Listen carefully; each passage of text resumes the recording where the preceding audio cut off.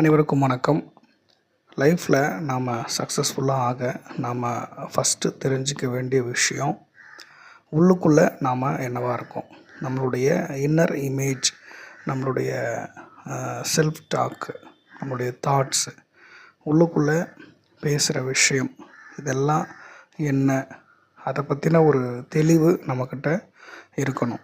ஒரு எக்ஸாம்பிளுக்கு, உள்ளுக்குள்ளே நாம் பேசுகிறது நம்மளுடைய தாட்டு, நம்மளுடைய சிந்தனை, நம்மளுடைய வழிகாட்டி, அது நம்மளுடைய கைடு, இப்படி நம்மளுடைய ஃப்ரெண்டு அப்படின்னு நினச்சி நாம் என்ன பண்ணணும், உள்ளுக்குள்ளே பேசுகிறவன் ஒருத்தனுக்கு அவனுக்கு ஒரு பேர் ஒன்று வச்சிடணும். ஒரு ஃப்ரெண்டுன்னு வச்சுக்கோங்க.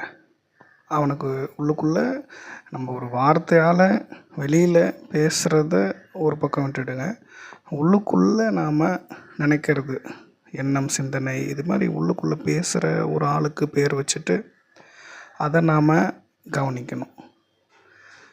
பேசுகிறது ஒரு ஆள் உள்ளார, அவர் எப்போவுமே அறிவாளித்தனமாக பேசுவார், இல்லைன்னா முட்டாளாகவே பேசிகிட்டு இருப்பார் அப்படின்னு கிடையாது.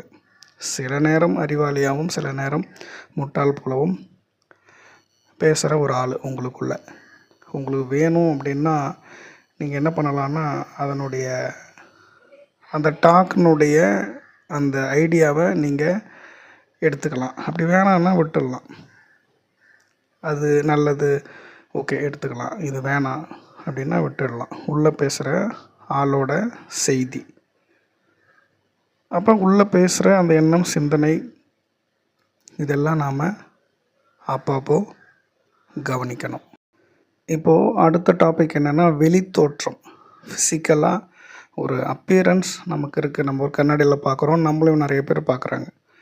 இப்போ நாம் பேசுகிறோம், இப்படி பேசுகிற ஆளுக்கு ஒரு பேர் இருக்கும். அது பேர் எல்லாருக்குமே தெரியும். நமக்கு அப்பா அம்மா வச்சுருப்பாங்க, எல்லோரும் கூப்பிடுவாங்க. அந்த பேரோடவே இருக்கட்டும்.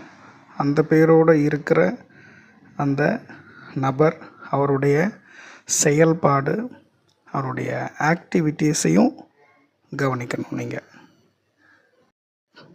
முக்கியமான ஒரு விஷயம் என்னென்னா, நம்மளால் ஒரு விஷயம் கவனிக்க முடியுது அப்படின்னா, என்ன விஷயத்தை நாம் கவனிக்கிறோமோ அது நாம் இல்லை, அப்படி தானே?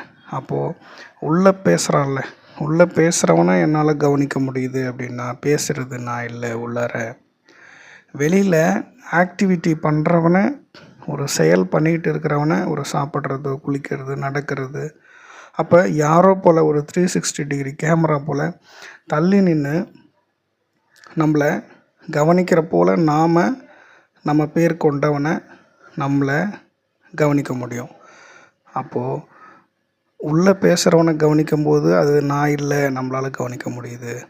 வெளியில் ஆக்டிவிட்டீஸ் பண்ணுற இந்த ஃபிசிக்கல், இந்த பாடி, இந்த உடல், அதையும் நம்மளால் கவனிக்க முடியுது அப்படின்னா அதுவும் நான் இல்லை. அப்போ கவனிக்கிறது, கான்ஷியஸ் அவேர்னஸ் மட்டும்தான் நான்.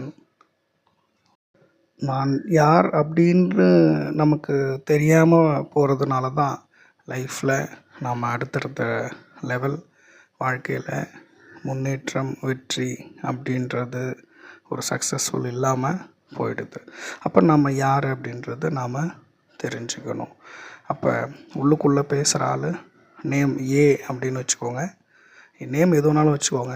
வெளியில் ஆக்டிவிட்டி, ஃபிசிக்கல் அப்பியரன்ஸ், உடல், அதுக்கு பின்னு வச்சுக்கோங்க. ஏவையும் பியும் நம்மளால் கவனிக்க முடியுது அப்படின்னா, கவனிக்கிறது அப்படின்றது எதை கவனிக்கிறோமோ அதிலேருந்து அப்பாற்பட்டது. அப்போ சி, கான்ஷியஸ் அவேர்னஸ் அப்படின்றது தான் நாம். அப்பப்போ நீங்கள் ஒரு வானம், அதை கடந்து போகிற, அதை பார்த்துக்கிட்டே இருக்கும்போது கடந்து போகிற மேகம் போல் உள்ளுக்குள்ளே வர எண்ணம், சிந்தனையை கவனிங்க.